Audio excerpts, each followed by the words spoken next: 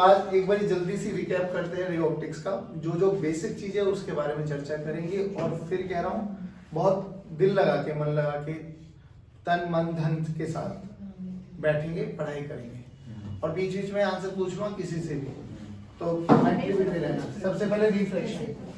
Refraction का मतलब light का एक मीडियम से दूसरे मीडियम की तरफ चले जाना। सबसे पहले हमें स्नेल्स लॉ लगानी आनी चाहिए। स्नेल्स लॉ आने के बाद फिर हम टीआईआर की तरफ जाएंगे, उसके बाद हम लेंसेज की तरफ जाएंगे, फिर प्रिज्म की तरफ जाएंगे। कोशिश करेंगे ये सारे के सारे चारों पांचों पैरामीटर्स यहाँ पे आज कंक्लूड करें, ठीक है, एकदम बहुत प्यार से। देखो रिफ्रैक्शन है तो ऑब्वियसली कोई ना कोई एक इंटरफेस है, ये सेपरेशन है दो मीडियम के बीच में। क्या बेटा ये भाई साहब आप बात नहीं करते, क्या है ये? हाँ सभी बोले कि ऐसे कोई शादी में नहीं आए हुए आप लोग, अटेंटिवली बैठ जाओ एकदम। चलो ये मीडियम 1, ये मीडियम 2। अब दो मीडियम है तो ऑब्वियसली दोनों अलग अलग होंगे, सेम होंगे तो एक ही मीडियम हो जाएगा। तो इसका रिफ्रैक्टिव इंडेक्स μ1 मान लेते हैं, इसका रिफ्रैक्टिव इंडेक्स μ2। अब μ1 μ2 ही बताएगा कौन डेंसर है कौन, तो इसको रेयर मान लेते हैं और इसको ध्यान से देख, तो मैं लिख सकता हूं कि μ1 इज छोटा देन μ2। पक्का है ना? Yes sir. अब कहीं से भी कोई भी लाइट आएगी, कहीं से भी कोई भी लाइट आएगी, जिस भी पॉइंट पर, ये पॉइंट याद रखो, जिस भी पॉइंट पर जहां पर भी इंटरफेस होगा वहां पर एक नॉर्मल ड्रॉ कर दो। क्या कर दो बच्चों? नॉर्मल। सभी बच्चे नॉर्मल ड्रॉ कर दो। ये चाहती क्या है? चाहती है सीधा जाना, बट ये कमबख्त दुनिया सीधा जाने नहीं देगी। तो क्या करेगी? बैंड कर देगी, या तो टूवर्ड्स या मतलब आर से डी जा रही है तो ये सभी बच्चे रिपीट, आर से डी जा रहे तो towards the normal. Very good. और डी से आर जा रहे तो ये सबको पता है ना? Yes, sir. अब सुनो ध्यान से, टूवर्ड्स द नॉर्मल में हमने ये बना दिया, जितने भी angle of incidence, angle of refraction, बोलो क्या बोला मैंने? जितने भी एंगल ऑफ इंसिडेंस, वो सारे के सारे कहां से मेजर करेंगे? नॉर्मल नॉर्मल से। तो नॉर्मल और इंसिडेंट रे के बीच में जो बना वो θ1 बोल रहा हूं, अभी आई हुई छोड़ दो बेशक। नॉर्मल और रिफ्रैक्टेड के बीच में जो एंगल बना θ2। नाउ स्नेल्स लॉ क्या कहती है वो समझ बस, कि इस पॉइंट पर जहां पर भी रिफ्रैक्शन हो रहा है, जहां पर भी रिफ्रैक्शन हो रहा है, उस मीडियम का refractive index and sine of that theta, जो नॉर्मल के साथ थीटा एंगल बन रहा है, इट में भी आई, इट में भी आ। तो यहाँ पे क्या लिखेंगे? μ1 into sin θ1। यहाँ पे बोलो μ2 sin θ2। यहाँ पे बोलो μ2 sin θ2। μ2 sin θ2। इनका प्रोडक्ट हमेशा क्या रहेगा? कांस्टेंट। क्या रहेगा बच्चों? Constant। μ1 sin θ1 must be equal to μ2 sin θ2 must be equal to Constant। sin θ3 must be equal to constant। ऐसे n नंबर ऑफ मीडियम भी आ जाएंगे, तो हमें बस ये याद रखना, नॉर्मल के साथ जो भी एंगल बन रहा है उसका एंगल, इट में भी आई, इट में भी आर, इट में भी any angle, and refractive index के साथ मल्टीप्लिकेशन करके प्रोडक्ट हमेशा क्या रहेगा? Constant। ये स्नेल्स लॉ। अब अगर ये स्नेल्स लॉ खुद सोच के देख, जब लाइट एक मीडियम से दूसरे मीडियम में आती है, लाइट बेसिकली एक वेव नेचर पढ़ चुके हैं हम लोग, तो वेव के बाद तीन चीजें होती है, v this is equal to lambda and 2। v क्या होती है? Velocity। v क्या होती है? Lambda f Frequency। क्या चीज चेंज नहीं होती मीडियम Frequency। क्योंकि फ्रीक्वेंसी किसकी प्रॉपर्टी है? सोर्स। जब तक सोर्स चेंज नहीं करेंगे फ्रीक्वेंसी चेंज नहीं होगी। पानी के बाहर खड़े होकर लाल बल्ब को देखेगा तो भी लाल दिखाई देगा, पानी के अंदर भी देखेगा तो भी लाल। यानी वो लाल कलर उसकी प्रॉपर्टी है, बेसिकली सोर्स फ्रीक्वेंसी है, फ्रीक्वेंसी चेंज नहीं होगी। बट मीडियम चेंज होने से क्या स्पीड चेंज हो जाएगी? Yes। क्या वेवलेंथ चेंज हो जाएगा? Yes, sir। खुद सोच के देखना, फ्रीक्वेंसी क्या है बेटा?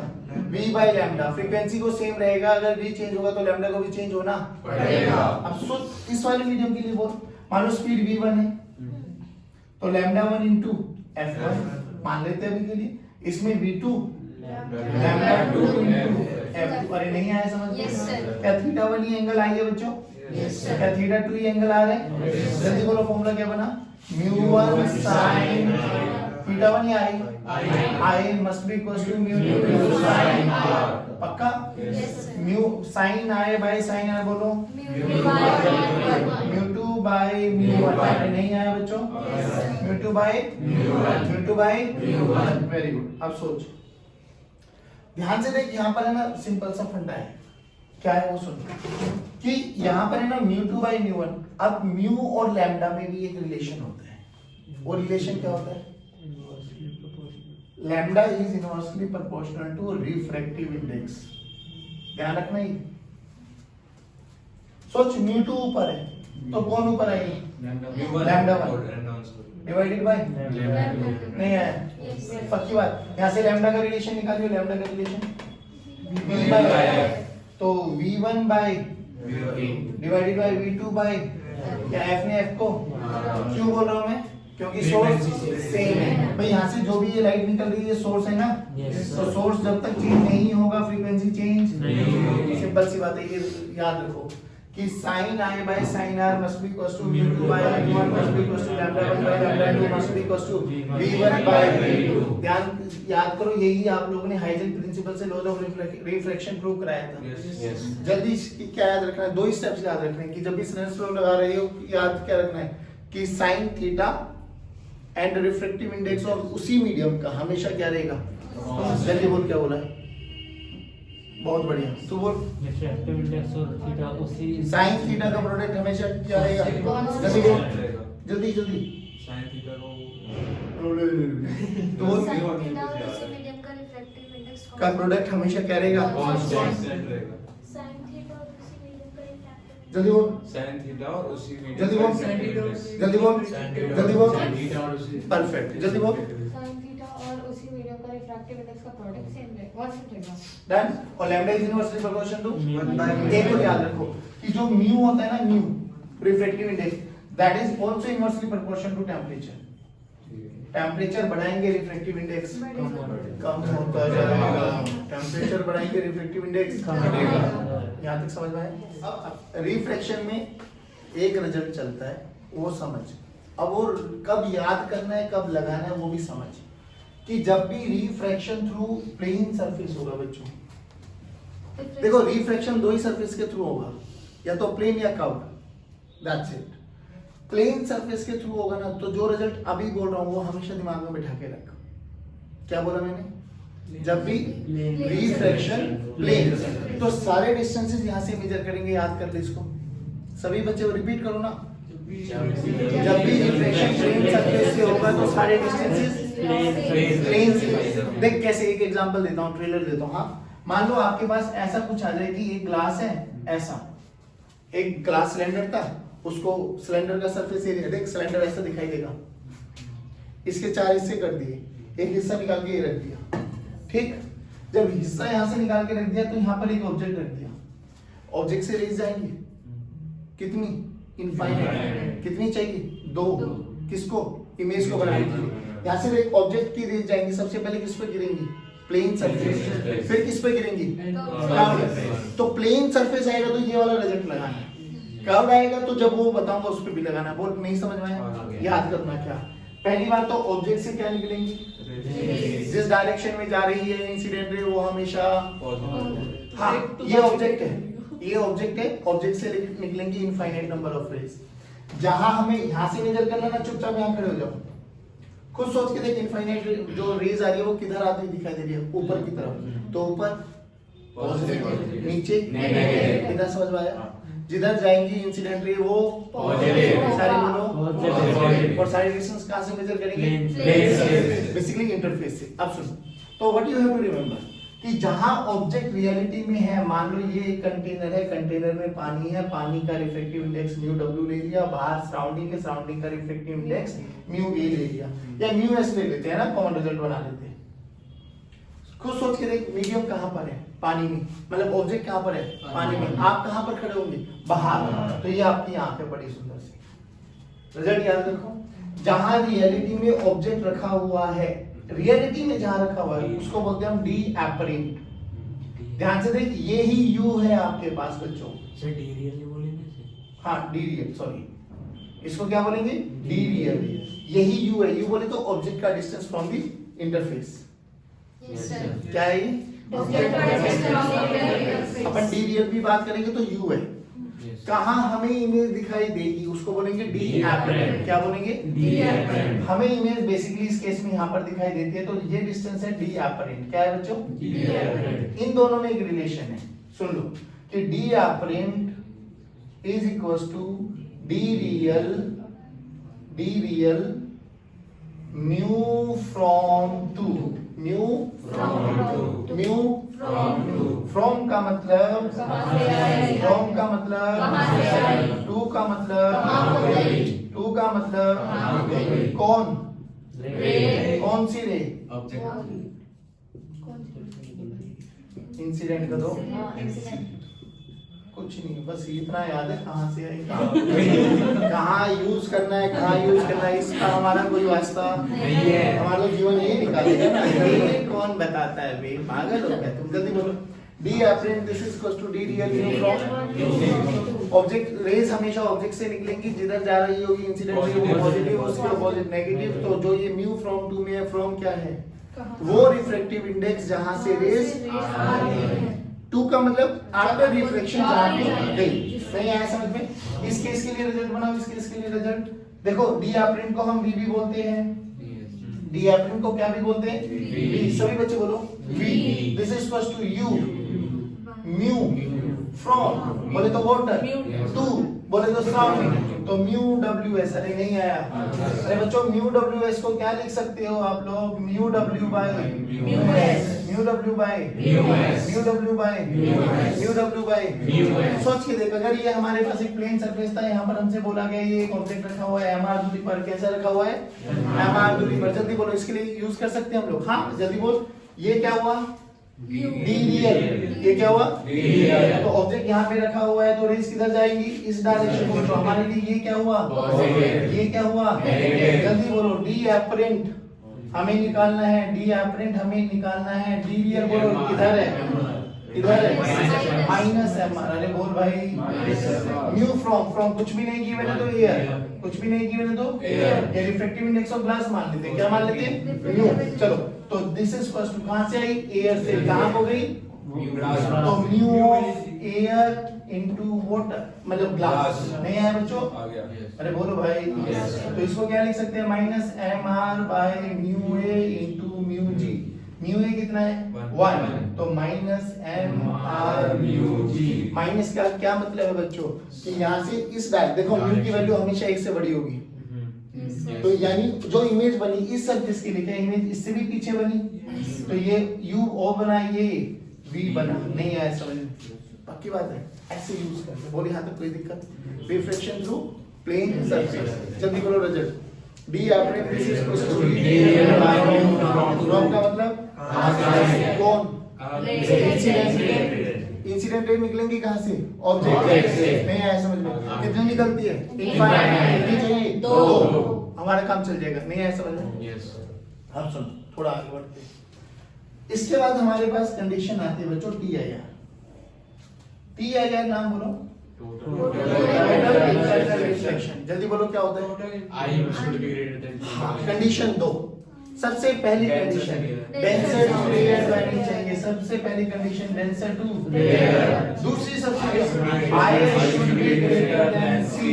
सी क्या होता है बे, कैसे कर दे, छोटे वाला बड़े वाला, क्या क्या तो sine C this is equals to छोटे वाला बाय बड़े वाला। क्या बेटा, रिफ्रैक्टिव इंडेक्स छोटे वाला बाय बड़े वाला। रिफ्रैक्टिव इंडेक्स आ रहा ही लिख देता हूं। हाँ चलिए, अब यहाँ पे 3 केसेस पढ़े थे। हो सकता है आई छोटा हो सकता है आई बराबर हो सकता है आई बड़ा हो। देखो डेंसर से रेयर कंडीशन याद रखना बच्चों, ये कि लाइट हमेशा डेंसर से रेयर जाएगी, तो ही ये कंडीशन लगाएंगे, नहीं तो फिर अपना स्नेल्स लॉ लगा के काम फारिग करेंगे, कोई दिक्कत नहीं। तो देखो अगर आई ग्रेटर देन सी हुआ और आई इक्वल्स टू सी हुआ और आई लेस देन सी हुआ, देखो I greater than C denser to rare, तो टी आई आर, इसमें तो कोई लोड। टी आई आर का मतलब लॉज ऑफ रिफ्लेक्शन को फॉलो करेगा। लॉज ऑफ रिफ्लेक्शन पता क्या होता है, angle I must be equals to, बहुत बढ़िया, angle I must be equals to, यानी टी आई आर होगा बच्चों यहाँ पे लॉज ऑफ रिफ्लेक्शंस को फॉलो करेगा। लॉज ऑफ रिफ्लेक्शंस यानी angle I must be equals to angle r. अगर आईसी डेंसर से रेयर जा रहा है, आईसी ग्रेजिंग मतलब ग्रेजिंग समझो कि मान लो ये हमारे पास एक सरफेस है, लाइट एंटर तो कर गई। अब यहां से निकलना है, तो ये सरफेस हुआ, तो इस सरफेस पे घिसटते हुए निकलेगी, ग्रेज करते हुए, वो कैसा भी सरफेस हो उसी पे ग्रेज करेगी ऐसे। ये हुआ ग्रेजिंग, नहीं हुआ समझ में? पक्की बात। अगर ये आई सी के बराबर हुआ तो ग्रेज करते हुए जाएगी, नहीं आया बच्चों? और आई लेस देन सी हो गया तो रिफ्रैक्शन, मतलब लाइट दूसरे मीडियम में एंटर कर जाएगी, यानी रिफ्रैक्शन। बोलो यहाँ तक कोई दिक्कत? जल्दी एक बार रिकैप करते 2 मिनट में। Snell's law. Mu into sin theta का प्रोडक्ट हमेशा स्नेल स्लो क्या बोला? sin i by sin r must be equals to mu by mu1 must be equals to v1 by v2 must be equals to lambda 1 by lambda 2 must be equals to v2 by v1 by बस वही v1 by v2 हो गया। Done. ठीक। उसके बाद हमने बोला कि जब भी प्लेन सरफेस से रिफ्रैक्शन होगा, रिजल्ट बोलो। प्लेन सरफेस से रिफ्रैक्शन होगा d d apparent this is equals to dl by d apparent this is equals to ddl by mu from पक्की बात है। mu21 को लिख सकते हैं mu2 by mu1। बहुत बढ़िया। TIR टोटल इंटरनल यानी कंडीशन बोलो। How to calculate C? बड़े वाला बड़े वाला बाय छोटे वाला क्या? छोटे वाला अच्छा छोटे वाला पागल है, मैंने जानबूझ के बोला था ये बदतमीज, मैं चेक कर रहा था मैं। Very good. हाँ, रिफ्रैक्टिव इंडेक्स कैसे निकालते हैं? छोटे वाला बाय बड़े वाला क्या? Refractive index. 3 कंडीशन, डेंसर से रेयर होते हुए 3 condition, I greater than C, I equal to C, I less than C. I greater than C में क्या होगा? आई इक्वल टू सी में क्या होगा? आई लेस देन सी में क्या होगा? रिफ्रैक्शन। क्या होगा बच्चों? क्या होगा बच्चों? पक्की बात है। देखो इसमें छोटी सी चीज हो, नॉर्मल शिफ्ट। नॉर्मल शिफ्ट का मतलब समझ, ये डी रियल था जो एक्चुअली में रखा हुआ था, ये अपन को दिखाई दिया, तो ये जो शिफ्ट हुआ है ना, ये दिस इज नॉर्मल शिफ्ट। बोलो कैसे निकालेंगे? D real minus D apparent. तो नॉर्मल शिफ्ट का फॉर्मूला बोलो। D real minus D apparent. अब डी एपरेंट तो अभी निकाला है, D real minus D real by mu from, तो डी रियल कॉमन ले लो। D real 1 minus 1 by mu from v2। क्या ये चीज समझ में आई बच्चों? Yes। पक्की बात? श्योर। अभी आपके पास ना एक ग्लास स्लैब है मान लो, ठीक? इसकी कोई थिकनेस गिवन है, इसका रिफ्रैक्टिव इंडेक्स दे दिया mu m, medium, surrounding mu s. एक ऑब्जेक्ट रखा हुआ है बच्चों, और इसके बाद कोई मिरर लगा देते हैं वो लोग ना। सबसे पहले क्या करना है, जो ये ग्लास स्लैब है ना, ये आपको शिफ्ट प्रोवाइड करती है। क्या प्रोवाइड करती है? अच्छा, जो ये शिफ्ट होगा ये आगे की तरफ या पीछे की तरफ होगा, depending upon if mu m is greater than mu s. तो जो शिफ्ट होगा ना बच्चों, ये ऑब्जेक्ट यहां से जब देखेंगे, यहां पे ना दिख के वो यहां पर दिखाई देगा, यानी shift is towards the glass slab. सभी बच्चे बोलो क्या कंडीशन है? अगर म्यू एम ग्रेटर हुआ म्यू एस से, तो शिफ्ट का मतलब समझ गए? मैं यहाँ पर हूँ, जब ग्लास स्लैब को देखोगे तो मैं यहाँ दिखाई दूंगा आपको। नहीं आया तो वो शिफ्ट पता लग जाएगा। अच्छा, दूसरा केस बोलो। If mu m is less than mu s, तो ऑब्जेक्ट पीछे दिखाई देगा, तो शिफ्ट इज अवे फ्रॉम। अभी प्राची जल्दी बोल, कंडीशन क्या है? mu1 ग्रेटर देन होगा तो shift towards C. Very good, very good, glass slab होगी। बहुत बढ़िया बोलिए बेटे, आगे बोलो। और mu1 छोटा होगा तो away from the glass slab होगी। Very good, 1 minus 1 by mu ms। This is the formula. Shift this is equals to t thickness 1 minus 1 by mu ms। नहीं आया?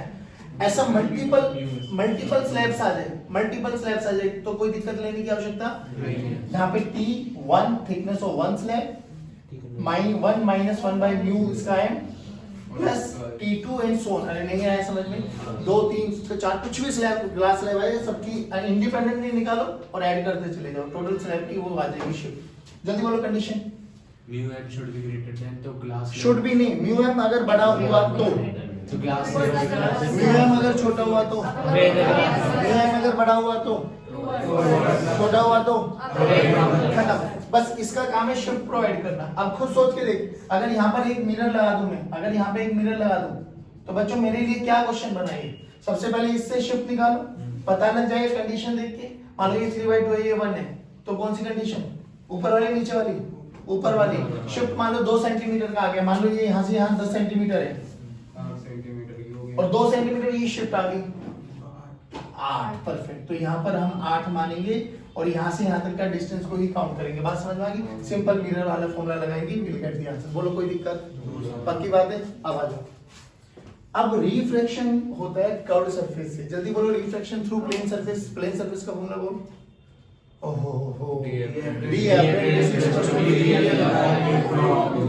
तो रिफ्रैक्शन थ्रू कर्व्ड सरफेस।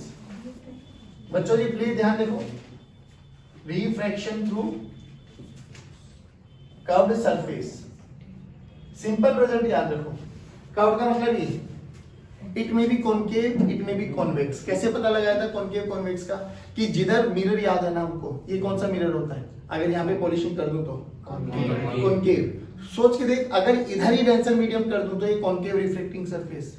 इधर polishing कर दूं, इधर denser कर दूं तो ये वो। देख सिंपल सी बात है, जिधर ये डंडे लगे हुए हैं वो आपका डेंसर मीडियम, तो ये तो जल्दी बोल कौन सा सरफेस? कॉनकेव। जल्दी बोलो कौन सा? पक्की बात है? सिंपल सा फंडा क्या याद रखना है आपको? इतना कंडीशन देख के ये तो समझ में आ जाएगा ना कि ऑब्जेक्ट कहाँ रखा हुआ है। डेंसर में रखा हुआ है, रेयर में रखा हुआ है ना। देखो क्या याद है, μ2/v minus mu from by u is equals to μ2 minus mu from by r। Okay, यहाँ पे सारे डिस्टेंसेस यहाँ से मेजर किए जाएंगे पोल से। खुद सोच के देख, अगर ऑब्जेक्ट यहाँ रखा हुआ है, ऑब्जेक्ट यहाँ रखा हुआ है, तो यहाँ से निकलने वाली रे इस डायरेक्शन में जाएंगी, तो तुम्हारे लिए ये सभी डायरेक्शन और इधर सारी डायरेक्शन। यहाँ पे ऑब्जेक्ट रखा हुआ है तो यहाँ से ऑब्जेक्ट निकल के रेज निकल के जाएंगे। आपको तो पोल पे खड़े हो जाना है, आपको तो पोल पे खड़े हो जाना है। कर्व सरफेस में डिस्टेंस कहाँ से मेजर करेंगे? पोल। सभी बच्चे बोलो, सभी बच्चे बोलो। कर्व सरफेस में डिस्टेंस कहाँ से मेजर करेंगे? तो जिधर आएगी ऑब्जेक्ट से इंसिडेंट रे उस डायरेक्शन को पॉजिटिव, बाकी सभी नेगेटिव। तो सोच के देख, इसका रेडियस, इसका सेंटर किधर आएगा? इधर, तो रेडियस भी इधर। इसका रेडियस, इसका सेंटर किधर आएगा? इधर, तो रेडियस भी इधर। बस ये ध्यान रखना है कि आपको u, v एंड r को विद साइन रखना है। u, v एंड r को विद साइन रखना है। खत्म। जल्दी बोलो, μ2/v minus mu from by u is equal to μ2 minus mu from by r।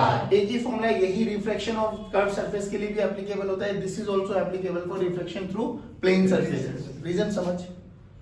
Are plane के लिए क्या होता है? इंफिनिटी। पुट कर यहाँ पे आर 0। तो ध्यान से देख, μ2/v equals to mu from by।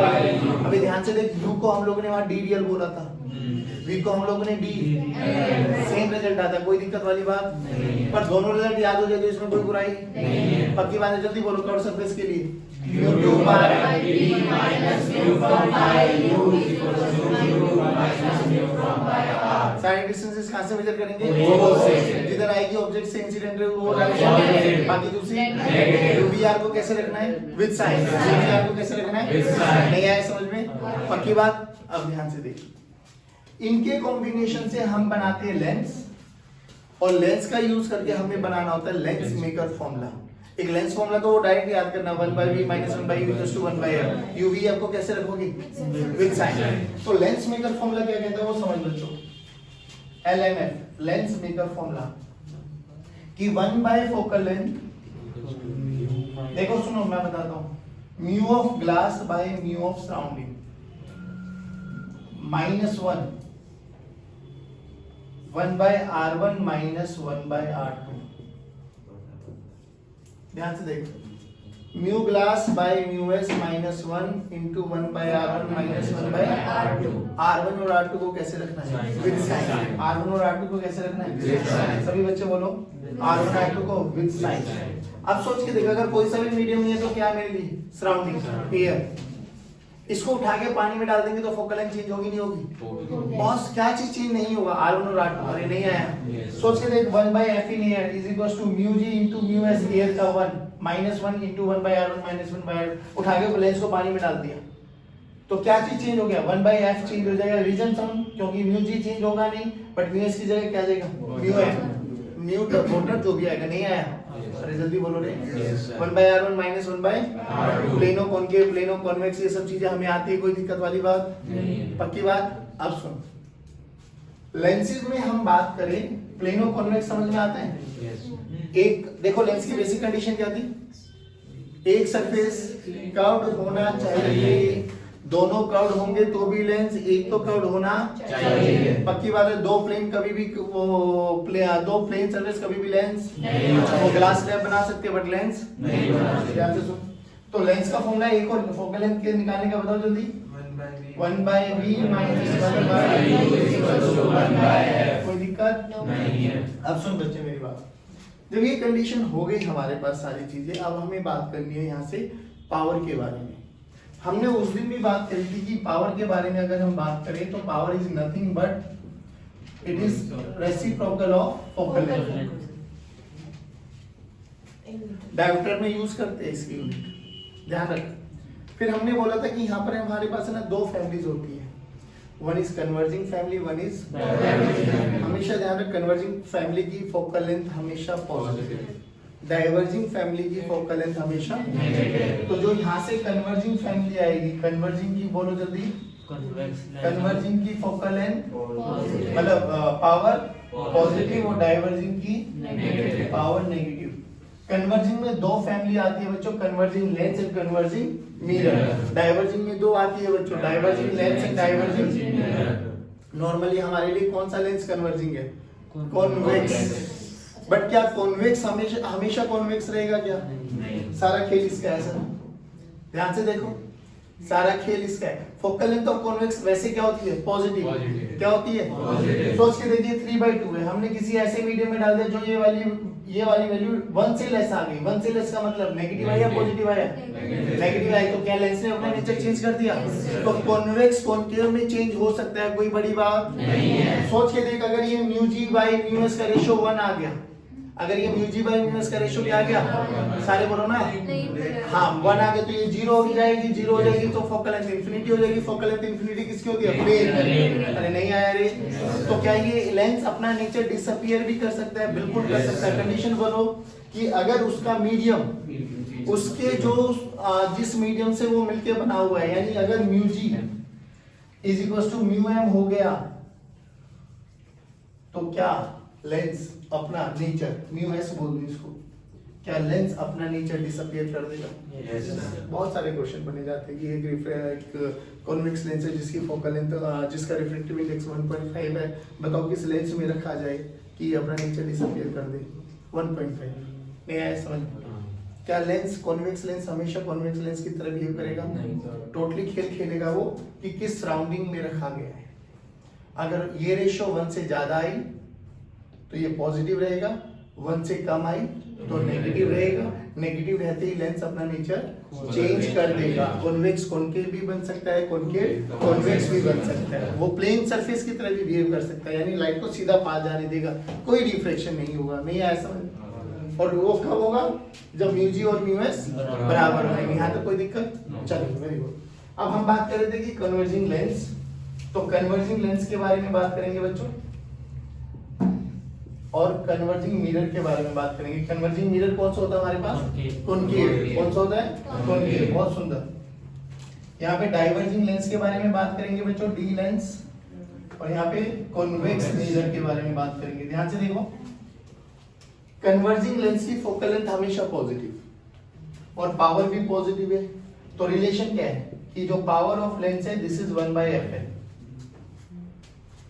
Concave lens, concave mirror की फोकल लेंथ हमेशा नेगेटिव है, लेकिन पावर को क्या होना है? पॉजिटिव। तो पावर पॉजिटिव आएगी मिरर की तो ये फॉर्मूला 1/1/Fm के साथ जाएगा माइनस। नहीं आया? उधर देखो, ये नेगेटिव और इसकी फोकल लेंथ भी नेगेटिव होती है तो ये तो सीधा ऐसे ले लेंगे 1/Fn और ये बोलो 1/Fm माइनस। नहीं आया बच्चों? अब सुनो, यहाँ से अगर आप बात करना चाहें तो combination of lens in mirror पे बात की जा सकती है। एक छोटा सा ट्रेलर दिखा देता हूँ। ये एक मिरर है, इस पे हमने सिल्वर कोटिंग कर दी। जल्दी बोलो। सिल्वर कोटिंग कर दी तो क्या हुआ? ये एक लेंस भी है और एक मिरर का कॉम्बिनेशन भी। अल्टीमेटली ये सिस्टम एक मिरर की तरह बिहेव करेगा। अब हमें क्या करना है, इस मिरर की फोकल लेंथ निकालनी है, कंबाइंड। वो कंबाइंड फोकल लेंथ पता लगी ना, 1/v + 1/u = 1/f वाला फॉर्मूला लगाएंगे, काम खत्म। बट सर हमें पता तो लगे कौन सा मिरर है। फिर कह रहा हूं इस मिरर को देख के मत डिसाइड कर लेना कि ये कॉनकेव है, नहीं। हमें क्या करना है, पावर निकाल लो। पावर का फॉर्मूला बोला N1 PL1 + N2 PL2 + N3 PM3। भूल गए हो? पावर इक्विवेलेंट का फॉर्मूला बोलो। N1 PL1 + N2 PL2। ऐसे याद कर लो। N1 N2 क्या थी? Number of times rays passing through lenses and mirror. किसी भी लेंस में से रेज हमेशा दो बारी पास होती जाएगी, एक बारी रिफ्लेक्शन से पहले और एक बारी रिफ्लेक्शन के बाद। तो N1 की वैल्यू 2, मिरर के लिए 1। तो 2 × PL1 + 1 × PM2 नहीं आया बच्चों। यहाँ से ध्यान से देखो, इनका फोकल लेंथ दे रखा होगा आपको। इनका फोकल लेंथ रखोगे तो विद साइन रख देना बेटा। You will get power equivalent. Power equivalent पता लग गई तो क्या करो, F इक्विवेलेंट निकाल लो, रेसिप्रोकल होता है। अगर पावर पॉजिटिव आई तो कन्वर्जिंग फैमिली, पावर नेगेटिव आई तो डाइवर्जिंग फैमिली, पावर 0 आई तो प्लेन मिरर। नहीं आया समझ में? पक्की बात कर लोगे? दोबारा रिकैप करो। ग्लास लैंप की शिफ्ट म्यूएम ग्रेटर देन म्यूएस तो ओवर, म्यूएम लेस देन तो अगर रिफ्रैक्शन थ्रू कर्व्ड सरफेस में बोलो μ2 by v minus v from y equals to minus v from y। क्या यहाँ पे u v r को विद साइन रखोगे? क्या सारे डिस्टेंसेस पोल से मेजर करे जाएंगे? कौन डायरेक्शन पॉजिटिव लेंगे? जिधर आगे दूसरा नहीं आया समझ में? लेंस मेकर फॉर्मूला बोलो 1/f = μg/us - 1 1/r1 - 1। क्या यहाँ पे r1 r2 को विद साइन रखना विद साइन? अच्छा एक बात और बताओ, क्या ये लेंस अपने नेचर चेंज कर सकता है? Yes, sir। वो किस पर डिपेंड करेगा? μs। μg/μs की रेशियो अगर 1 आ गई तो 0। अच्छा 1 प्लेन। μg/μs की रेशियो 1 आ गई तो प्लेन। μg/μs की रेशियो अगर 1 से ज्यादा आ गई तो जैसा है, मतलब कॉनकेव कॉन्वेक्स ही रहेगा, मतलब कॉन्वेक्स कॉन्वेक्स है ना, मतलब लेंस अपना नेचर। और क्या बोलना है? वो वाला बोला ना, मीडियम वाला। ये रेशियो अगर 1 से ज्यादा आ गई तो कॉन्वेक्स, 1 से कम आ गई तो कॉनकेव। नेगेटिव आ जाएगी तो कॉनकेव, और 1 से ज्यादा आ गई तो पॉजिटिव आ गई तो कॉन्वेक्स। हाँ पक्की बात। पावर 1/f, दो टाइप की फैमिली, कन्वर्जिंग और डाइवर्जिंग। कन्वर्जिंग की पावर हमेशा पॉजिटिव, डाइवर्जिंग की नेगेटिव, प्लेन की 0, प्लेन की 0। पावर का फॉर्मूला बोलो लेंस के लिए PL = 1/FL। यहाँ पे FL को साइन के साथ रखेंगे, FL FM को सबको साइन के साथ रखना है, आपको ध्यान रखना है इसको। FL FM को हमेशा साइन के साथ। लेंस और मिरर का कॉम्बिनेशन आ जाए तो आपको पावर इक्विवेलेंट निकाल लेनी है। पावर इक्विवेलेंट अगर पॉजिटिव आई, नेगेटिव आई, 0 आई, वो डिसाइड करेगा कि कैसे बिहेव करेगा मिरर हमारा। वो कन्वर्जिंग की तरह जाएगा, डाइवर्जिंग की तरह जाएगा, या प्लेन की तरफ जाएगा। और पता लगते ही फोकल लेंथ इक्विवेलेंट निकाल लो। आपको U दे रखा होगा कि ऑब्जेक्ट कहाँ पे रखा हुआ है। F आप निकाल चुके हो, क्या रह गया निकालना? V। तो 1/v + 1/u = फॉर्मूला लगाएंगे, विल गेट द आंसर। नहीं आया समझ में? पक्की बात।